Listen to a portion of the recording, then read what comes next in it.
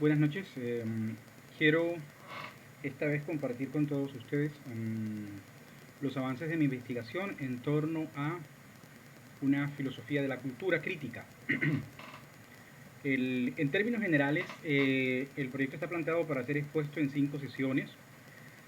Habría una primera sesión que compone la introducción, el capítulo 1, en donde abordo el problema, planteo el problema, el marco teórico, el marco conceptual y la hipótesis del trabajo.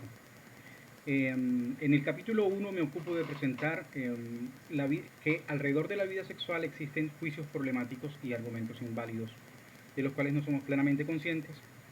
Pretendo también poner en contexto la categoría de inconmensurabilidad tomada de la filosofía de la ciencia del siglo XX, porque me interesa plantear como problema la posibilidad de comparar las vidas sexuales en función de cómo están constituidos a partir de sistemas morales diferentes. Y finalmente me interesa dar un primer paso en torno a constituir lo que sería una lingüística, la sexualidad como una lingüística, y un primer paso para ese proyecto sería definitivamente hablar de la semántica sexual de las prácticas corporales. En un segundo momento quiero plantear cuáles son los dos elementos que vamos a comparar, que sería por un lado la semántica sexual cristiana, y ese va a ser el tema del capítulo 2. Ahí trataré de hablar un poco de el cristianismo como paradigma cultural, entendiendo la palabra paradigma en el mismo sentido que hemos tomado la noción de inconmensurabilidad, es decir, como una categoría propia de la filosofía de la ciencia que es usada ahora en filosofía de la cultura. Quiero hablar también de cristianismo y moral sexual occidental y las interconexiones históricas discursivas de la moral sexual cristiana. Es decir, cómo a lo largo de la historia las distintas modos de concebir o los cánones de la vida sexual están conectados entre sí. También quiero hablar de la manera en la que el cristianismo se relaciona con la mujer y con la homosexualidad, es decir, hacer un seguimiento en términos genealógicos de la homofobia y en términos arqueológicos de la misoginia. Finalmente quiero hablar en este capítulo de cristianismo, sexualidad y esquizofrenia para mostrar en qué sentido la sexualidad cristiana compone un tipo de esquizofrenia como lo plantean Gilles Deleuze y Félix Guattari. En el capítulo 3 quiero hablar de la semántica sexual en la antigua Grecia. Es hacer, en tanto lo que pretendo hacer es una comparación de dos sistemas de vidas sexuales, dos sistemas morales que configuran sistemas de prácticos que nosotros reconocemos como vidas sexuales. Quiero comparar, una vez expuesto el sistema cristiano con el sistema griego. En su momento explicitaré por qué ese y no otro. Entonces yo quiero hablar ahí un poco de la historia de la sexualidad en la antigua Grecia, de la pederastia como institución sexual en la antigua Grecia, de lo que Occidente hizo con muchos de los componentes de digamos, con los más importantes de la sexualidad en la antigua Grecia, que fue ocultarlos, cómo era la relación entre religión y sociedad en la antigua Grecia, cómo eran las creencias religiosas de los antiguos griegos, el papel de los dioses en la antigua Grecia, el alma en la antigua Grecia, la creencia en la vida después de la muerte en la antigua Grecia y las prácticas religiosas en la antigua Grecia. Una vez que he expuesto en el capítulo 2 el sistema de la vida sexual cristiana y luego en el capítulo 3 la vida sexual en la antigua Grecia, en el capítulo 4 me ocupo de la comparabilidad de las vidas sexuales. Ahí hablaré un poco de cómo la vida sexual supone una carga discursiva. Entonces vamos a ocuparnos de la carga discursiva de la vida sexual en la antigua Grecia. ¿Qué son las condiciones de poder? Es decir, cómo funciona la sexualidad en términos Foucaultianos, que hay condiciones de posibilidad, hay condiciones de legitimidad y hay condiciones de favorabilidad. Y finalmente quiero mostrar en qué sentido la sociedad griega antigua es realmente una sociedad metacristiana. Metacristiana en el sentido de que inicialmente es una sociedad politeísta, es una sociedad sin libro sagrado y es una sociedad sin casta sacerdotal, es decir, es una sociedad que no está configurada según los tres principales cánones de la sociedad cristiana, y vamos a explorar a qué conduce al final ese punto de partida. Y en el capítulo quinto quiero presentar una cosecha preliminar de este ejercicio, es decir, de mostrar, de aproximar, de hacer una aproximación crítica a la vida sexual, a la moral sexual cristiana, luego a la moral sexual en la antigua Grecia, a la posibilidad de comparar y qué deducimos de ahí. ¿Y en qué sentido Este ejercicio posibilita plantear un nuevo tejido social, es decir, una nueva manera de interacción y una nueva manera de, discursiva, curiosamente, que pretende ser lo menos discursiva posible. Eso plantearía yo en torno a lo que quiero hacer. Entonces voy a ir de una vez a lo que sería la introducción.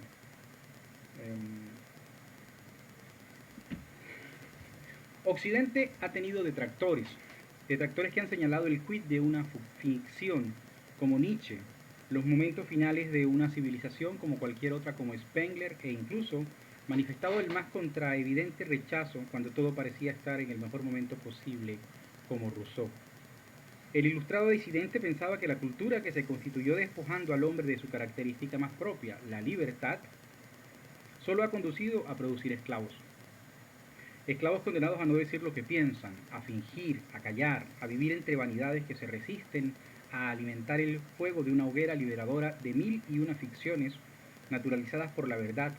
Esclavos condenados a asumir como justa, normal y natural la exclusión, la marginación y la explotación, cuando no, a asumir una servidumbre voluntaria más alienante todavía. En el cuento El nuevo traje del emperador de Hans Christian Andersen, el regente, al ser timado por un par de suspicaces peregrinos que le ofrecieron una tela que solo podía ver los dignos del cargo que ocupaban, sale a la calle vestido de aire, disimulando pues él mismo no podía ver tela alguna. Solo un niño, uno de esos pequeños seres a los que la hipocresía social no termina de dañar, exclamó con espontaneidad: pero si no lleva nada. Solo un niño se atrevió a decir lo que todos estaban viendo, lo que todos estaban pensando, lo evidente, pero que, intimidados y condicionados por la mentira de no ser dignos, prefirieron una vez más en la vida simular. Ser digno del trabajo del que vivimos significa e implica decir lo que se debe. Decir lo que vemos puede ser contraproducente para la vida en sociedad, de cada uno e incluso peligroso. Jean-Jacques Rousseau respondió en 1750, en el pleno ojo del huracán de la Ilustración y el siglo de las luces, con un tajante no a la pregunta propuesta por la Academia de Dijon sobre si ha contribuido el restablecimiento de las ciencias y las artes al mejoramiento de las costumbres, entendiendo por ciencias y artes a la cultura de su tiempo. Más de 200 años antes que Michel Foucault hablara de las formas tecnológicas creativas del poder, Rousseau dijo al inicio de su discurso sobre las ciencias y las artes: el espíritu tiene sus necesidades, como el cuerpo. Estos constituyen los fundamentos de la sociedad, los otros son su entretenimiento. Mientras que el gobierno y las leyes proveen a la seguridad y al bienestar de los hombres reunidos, las ciencias, las letras y las artes, menos despóticas y más potentes acaso, tienden guirnaldas de flores sobre las cadenas de hierro de que están cargados. Sofocan en ellos el sentimiento de esa libertad original para la que parecían haber nacido, les hacen amar su esclavitud y forman con ello un pueblo civilizado. Participar de la civilización y la cultura es, pues, de acuerdo con Rousseau, ser un esclavo amante de la esclavitud. Con el fin de salir al encuentro crítico de semejante infraestructura, que goza de tanto respeto, aprecio y credibilidad, Rousseau escribe también, además del ya mencionado El discurso sobre el origen de la desigualdad entre los hombres, en el que plantea que la propiedad privada es una convención y que es además el origen de la decadencia humana. Abro comillas: el primero que habiendo cercado un terreno se le ocurrió decir esto es mío, y encontró gentes lo bastante simples para creerlo, ese fue el verdadero creador de la sociedad civil. Cierro comillas. El tema de la esclavitud también lo aborda Rousseau en el Contrato Social, en cuyo inicio dice, abro comillas: el hombre ha nacido libre y en todas partes se encuentra encadenado, cierro comillas.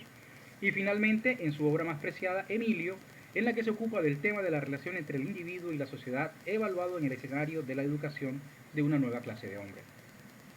La prosa contraintuitiva y heterodoxa de Rousseau despertó al inquisidor civil del pequeño Consejo de Ginebra, que condenó a sus dos obras más influyentes a ser quemadas por temerarias, escandalosas, impías y destructoras de la religión cristiana y de todos los gobiernos. Y además, decretó el arresto de Rousseau si volvía a pisar la ciudad. Llama la atención que las obras del pensador ginebrino hubieran sido consideradas como un peligro para el cristianismo y las instituciones políticas de Europa. ¿Qué es exactamente lo que dicen esas obras que las hacen tan peligrosas para el establecimiento. La actitud del pequeño Consejo de Ginebra con respecto a las obras de Rousseau se mantiene cercana al rechazo que despertó la publicación de una novela a comienzos del siglo XX. Una vida sexual vivida por fuera de la jurisdicción del poder jurídico represivo puede engendrar una vida en general en las mismas condiciones. Una vida así es peligrosa para el poder al más alto nivel. En 1928, la escritora británica Margaret Radcliffe Hall publicó su novela más conocida, El Pozo de la Soledad. Esta obra trata abiertamente el tema del lesbianismo, aunque su descripción más fuerte consiste en una frase tan simple como, abro comillas, y esa noche no estuvieron divididas. En ella, una mujer con nombre masculino, Stephen Gordon, se identifica a sí misma como invertida. El nombre de hombre se lo debe a que su padre, que quería apasionadamente tener un hijo. A pesar de que Gordon llega a sentir angustia por su sexualidad, la novela presenta el lesbianismo como algo natural y busca despertarle en el lector la tolerancia para otros modos humanos de amar. Cuando la novela todavía se distribuía bien y empezaba a recibir buenos comentarios, el diario londinense Sunday Express publicó el 19 de agosto de 1928, al lado de su editorial dedicada a aquel escándalo, una foto de Hall vestida como un hombre con cabello corto y fumando cigarrillo. El título de la editorial decía, un libro que debe ser suprimido. El autor era James Douglas, un cristiano radical que solía escribir editoriales en contra del voto femenino y que expresó que prefería darle a un joven una botella de ácido prúsico antes que la novela de Hall. Su prosa reaccionaria aquel día decía, esta pestilencia, el lesbianismo, está devastando a la nueva generación, está destrozando la vida de los jóvenes, deshonra a las almas juveniles.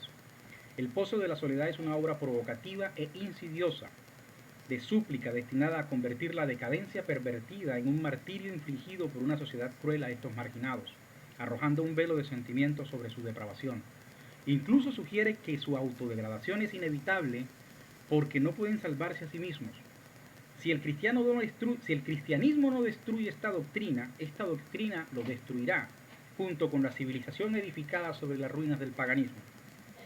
Aunque la novela de Hall no contiene descripciones de sexo explícito, fue juzgada por obscena en el Reino Unido. La sentencia condujo a la destrucción de todos sus ejemplares. En Estados Unidos se permitió su publicación solo después de una larga batalla legal. La novela de Hall estuvo prohibida en Inglaterra durante 31 años.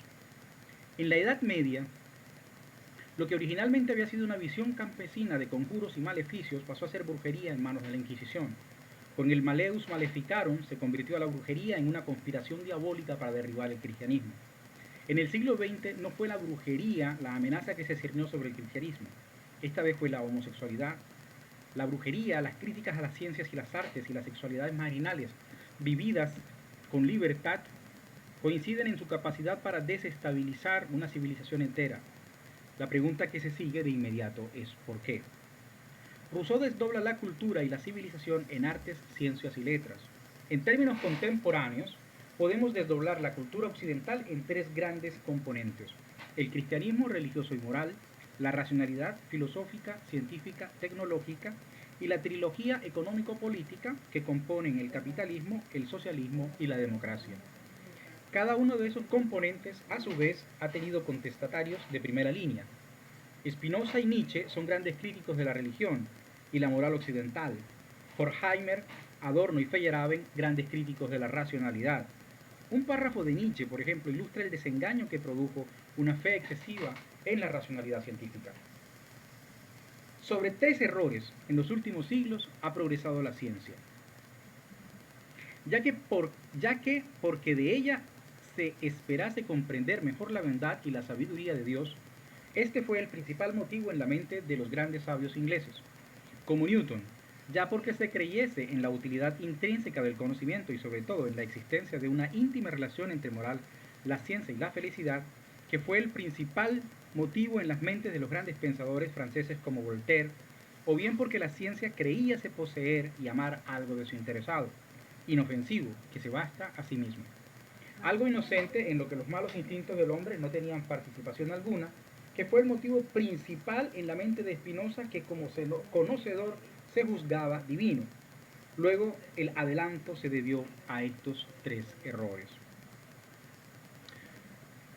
Marx, Orwell, Arendt, Chomsky y Schumpeter, grandes críticos de la economía política y la democracia moderna. Bienaventurados los que pueden ver las cosas de una manera diferente, de ellos podemos aprender. Desencontrarnos de un mundo que excluye, explota y aliena es un acto de sensatez. No importa cuán acostumbrados estemos a ver las cosas como se nos muestran y cuán divinamente justificadas estén.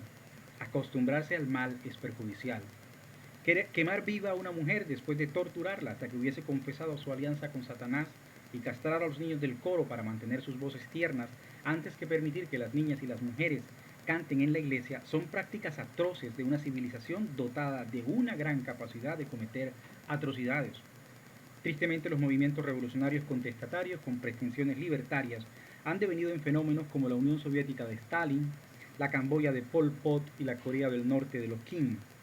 La consecuencia no ha sido otra que la legitimización radical y la entronización del capitalismo y las democracias liberales como verdades divinas, a pesar de no ser otra cosa que las mismas cadenas adornadas con bellas guirnaldas de flores. ¿Hay algo que decir que no se haya dicho ya? ¿Hay algo que hacer que no se haya intentado? La lucha contra la barbarie está condenada a ser tan o más bárbara aún que la barbarie regente. Hay otro camino.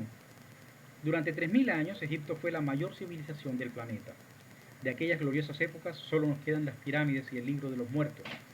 La crisis condujo al agotamiento y el agotamiento a la superación y el olvido.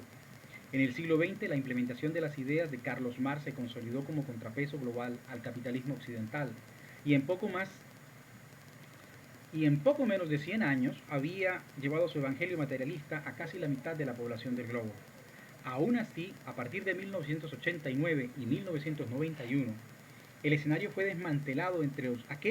desmantelado entre los vítores a papas y pontífices del mercado que se coronaron como representantes en la tierra de la verdad y la libertad. Pero el olvido del antiguo Egipto y el desmantelamiento de la Unión Soviética son una espada de Damocles que se cierne oscilante sobre la cabeza del occidente cristiano, sostenida por la hebra de la crin de un caballo. Una nueva versión de hombre y mujer rebeldes, inspirado tal vez en Albert Camus, que estén más allá de la revolución y la rebelión, viviendo en una dinámica molecular y disipada, un sexo silencioso y emancipador, una conspiración amorfa sin caudillos ni profetas, ni mesías ni redentores. Se puede desmantelar una cultura, se puede superar una infraestructura como el cristianismo. El antiguo Egipto estuvo vigente por 3000 años, 1000 años más de los que tiene vigente el cristianismo. La Unión Soviética fue desmantelada con la eficiencia de la capacidad de producir riqueza que tiene el capitalismo industrial.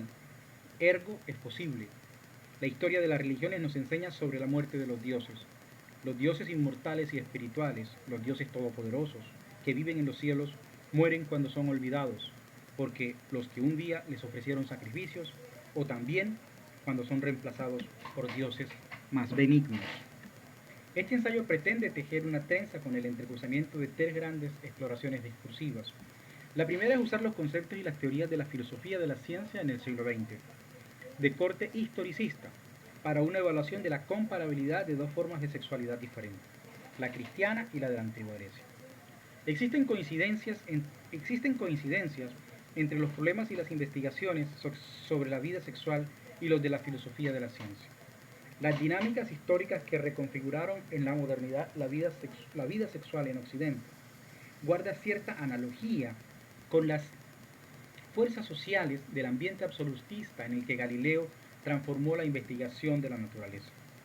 Con base en tales analogías, el objetivo de este ensayo es evaluar la comparabilidad de nuestra vida sexual y la de los antiguos griegos, aplicando los conceptos de la filosofía de la ciencia de corte histórico-sociológico como herramienta de aproximación analítica.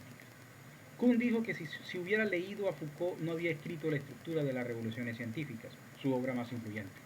Y el mismo Foucault planteó la existencia de dos historias de la verdad, una interna, a la que él llamó histórica, y una historia externa más afín a los temas del poder. La filosofía de la ciencia del siglo XX puede entenderse como una investigación que corre sobre dos rieles contrapuestos. Por un lado, la filosofía de la ciencia internalista, de corte lógico, y una filosofía de la ciencia externalista, de corte histórico-sociológico.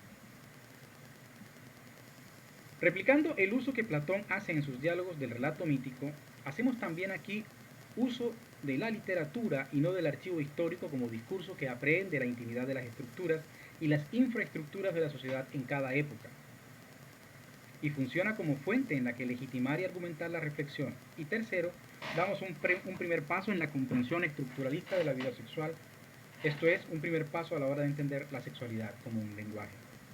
Hoy en día el tema de la sexualidad se mantiene entre escolásticos y posmodernos como un diálogo de sordos, como el debate entre ateos y creyentes, como el debate sobre el aborto, como el debate sobre la justicia.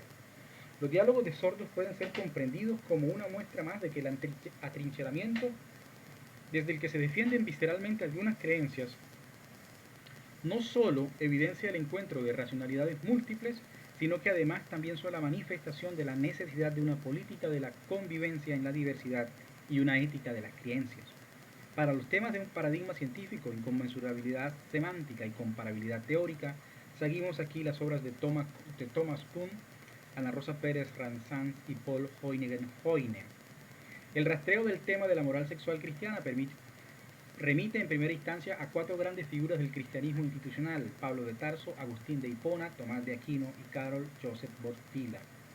El impacto social y las dinámicas históricas asociables a la moral social cristiana exigen tener en cuenta procesos estrechamente vinculados a la consolidación y expansión del cristianismo como tales como la evangelización, entendida como una forma de colonialismo religioso por demás intolerante, violento, alienante, negador y destructor radical de la alteridad, como bien diría Bartolomé de las Casas. Con la misma intencionalidad hay que tener en cuenta procesos como las cruzadas, la Inquisición y dinámicas degradantes y estructuras enfermas como la misoginia discursiva hipócrita de los documentos oficiales de la Iglesia, la satanización del cuerpo y el placer, una sutil homosexualidad institucional contracara de una homofobia radical y la violación de niños de la mano de lo que parece ser una política de encubrimiento institucional del más alto nivel, o lo que es lo mismo, de una conducta criminal. Sobre estos últimos temas, las obras que analizan los discursos y las prácticas de la Iglesia como institución, de los clérigos religiosos como personas psicoanalíticamente como las de Eugen Drewermann, históricamente como las de Uta Ranke Heinemann y filosóficamente como las de Michel de Foucault, y literariamente como Jorge y Casa, develan estructuras esquizofrénicas no solo internamente sino también en relación con la sociedad que el cristianismo modeló, que no es otra que la sociedad occidental. Para la comprensión del tema de la homosexualidad en Occidente y la vida sexual en la antigua Grecia, en medio de una amplísima literatura destacan las obras más pertinentes para los objetivos de este ensayo, tales como Jeremy Bentham, Henry Hoxley, John Addington Symonds, Eric Bethe, Edward Camperton, Alfred Kinsey, Bernard Sanger, Hans Lich, Kenneth Dover, M. Golden, David Halperin, Bruce Thornton, Victoria Ball, Eva Kuhls, Gisela Bleibtreu, Ehrenberg, James Davidson, Robert Cole, Hein von Dolen, T.K. Hover, D.H. Mather, Kate de Bryce y W.A. Percy III.